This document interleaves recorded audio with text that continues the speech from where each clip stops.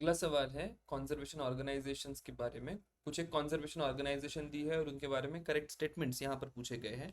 So if I move forward, so consider the following statements: animal welfare board of india is established under environment protection act of 1986। Incorrect है। Animal welfare board जो है prevention of cruelty to animal वाला जो act है उसमें यहाँ पर बनाया गया है। National tiger conservation authority is a statutory body, ये सही है। और national Ganga river basin authority is chaired by prime minister, ये भी स्टेटमेंट यहाँ पर करेक्ट है। So 2 and 3 is the correct statements. Option B आपका करेक्ट आंसर हो जाएगा। क्या क्या कीवर्ड पिक करने हैं, वैल्यू एडिशन कहाँ पर करनी है, तो ये तीनों ही ऑर्गेनाइजेशन जो है वहां पर आपको कुछ एक वैल्यू एडिशन करनी होगी। और सिमिलर लाइन पे फिर आगे क्वेश्चंस भी आपको दिखाई देंगे और आगे अगर कभी क्वेश्चन आते भी हैं तो इन्हीं की डिटेल हो सकती है कहीं पूछी जाए। बात करते हैं एक एक बॉडी को लेकर। सो यहाँ पर सबसे पहले है animal welfare board of India. तो अगर आप उसका हेडक्वार्टर देखें, नहीं पूछा जाएगा, जाहिर सी बात है। स्टैट्यूटरी एडवाइजरी बॉडी है ministry of fisheries, animal husbandry and dairying को। 1962 में ये prevention of cruelty to animals act जो है उसके अंतर्गत बनी थी। रुक्मिणी देवी अरुंदले, उनका बड़ा योगदान इसमें रहा है। सो वो फर्स्ट चेयरपर्सन भी इस बॉडी की बनती है। क्या क्या काम ये बॉडी करेगी, तो रिकॉग्निशन करेगी, जो भी ग्रांट्स होनी है एनिमल वेलफेयर ऑर्गेनाइजेशंस को, फाइनेंशियल असिस्टेंट प्रोवाइड करती है। मोस्ट इंपॉर्टेंटली एक पॉलिसी एडवाइजर के तौर पर काम करती है। जो एनिमल वेलफेयर के लॉज है उसमें क्या क्या चेंजेस करे जाए, इम्प्लीमेंटेशन कैसा हो, उसको लेकर ये एक पॉलिसी एडवाइजरी या एडवोकेसी करती है। एंड अवेयरनेस, जितने भी एनिमल वेलफेयर को लेके या एनिमल प्रोटेक्शन को लेके, एनिमल क्रुएल्टी को लेकर अवेयरनेस क्रिएट करनी होती है, ये सारी ही अवेयरनेस इस बॉडी के द्वारा करी जाती है। तो इस प्रकार का कुछ एक जनरल आइडिया आपको ध्यान में रखना होगा regarding animal welfare board.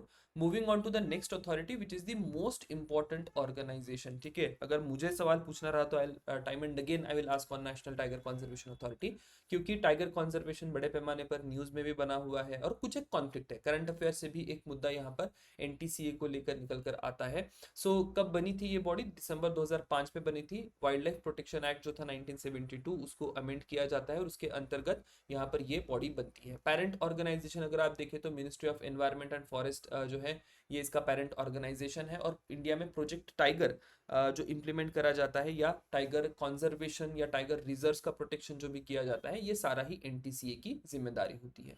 Objectives की बात करें तो टाइगर कंजर्वेशन के लिए लीगल और टेक्निकल सपोर्ट की रिक्वायरमेंट जो है ये फुलफिल करी जाती है। सेंटर और स्टेट गवर्नमेंट के बीच में जो कोऑर्डिनेशन होना है वो कोऑर्डिनेशन एनटीसीए के द्वारा किया जाता है। बफर जोन के जितने भी पॉपुलेशन के प्रॉब्लम्स होंगे या टाइगर हैबिटेट कैसा होना चाहिए उसको मॉनिटर करते हैं। टाइगर का पॉपुलेशन कैसे ग्रो होगा उसको लेके कुछ एक सुझाव या कुछ एक एक्टिविटी एनटीसीए करती है।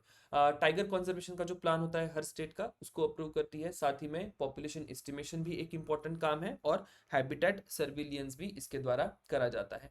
बाकी कुछ एक टेक्नोलॉजिकल डेवलपमेंट भी एनटीसीए के द्वारा करी जाती है। एम स्ट्राइप्स करके 2017 में सवाल पूछा गया था, तो एनटीसीए की ही मदद से डेवलप होता है। अब अगला सवाल जो है जो पूछा जाएगा, it is this particular question कि एनटीसीए चेयर कौन करता है, तो मिनिस्टर जो एनवायरमेंट मिनिस्टर होते हैं, he is the chair of NTCA. तो ये आपको यहाँ पर ध्यान में रखना होगा। अदर देन दैट बाकी भी टाइगर कंजर्वेशन को लेकर या टाइगर रिजर्व्स को लेकर एनटीसीए का रोल बहुत इंपॉर्टेंट है।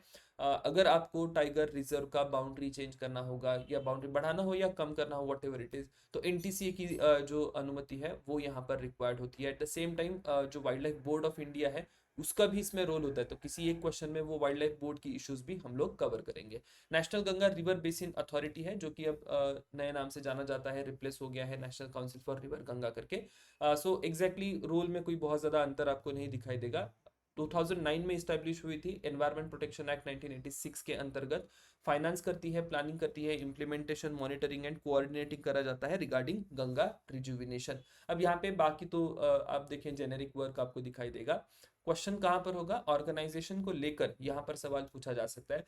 तो जो चेयरमैन होते हैं इस बॉडी के, prime minister is the chair. और बाकी अगर आप मेंबर्स की बात करें तो कुछ कैबिनेट मिनिस्टर होंगे and most importantly chief minister जो है राइट। कौन कौन से स्टेट्स के? गंगा बेसिन स्टेट्स के चीफ मिनिस्टर, जिसमें उत्तराखंड, उत्तर प्रदेश, बिहार, झारखंड और वेस्ट बंगाल, इनके चीफ मिनिस्टर भी इस पर्टिकुलर अथॉरिटी पर आपको दिखाई देंगे। तो यहाँ पर एक सवाल आपको पूछा जा सकता है। So that is all about ये बॉडीज, उसको लेके जो भी स्टैटिक कंटेंट रहा है उसको हमने डेवलप कर लिया। बात करते हैं करंट अफेयर्स की। करंट अफेयर्स में एनटीसीए ही न्यूज में मुझे दिखाई दिया, और एनटीसीए कंटिन्यूसली न्यूज में है, ऐसा भी नहीं है कि इसी साल ये न्यूज में है। होता ये है कि जब भी टाइगर रिजर्व की बाउंड्रीज बढ़ती है, कुछ एक नए टाइगर रिजर्व्स डिक्लेयर करे जाते हैं, तो उसमें जो शेड्यूल्ड ट्राइब पॉपुलेशन उन फॉरेस्ट में रहता है, तो उसको लेके कुछ एक कॉन्फ्लिक्ट हो जाता है। और फिर यहाँ पर कॉन्फ्लिक्ट किस किस में है?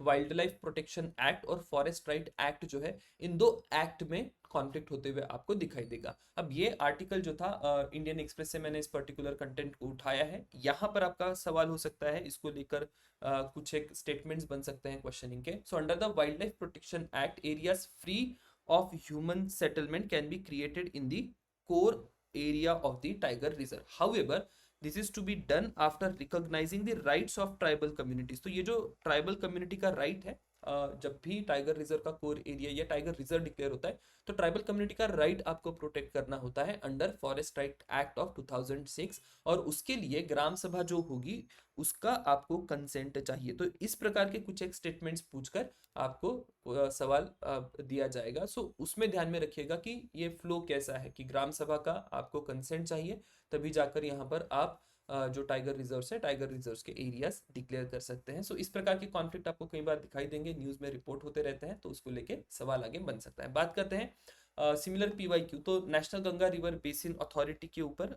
यहाँ पर सवाल पूछ लिया गया था। तो river basin is the unit planning and management, it spearheads the river conservation effort at national level and one of the chief ministers of the state through which the Ganga flows become the chairman. तो मैं already बोल चुका हूँ कि इसके chairman और members को लेकर ही ज़्यादातर सवाल होते हैं। सो इस प्रकार के कुछ एक सवाल बाकी बॉडीज में भी बन सकते हैं। So will see you in next question. Thank you.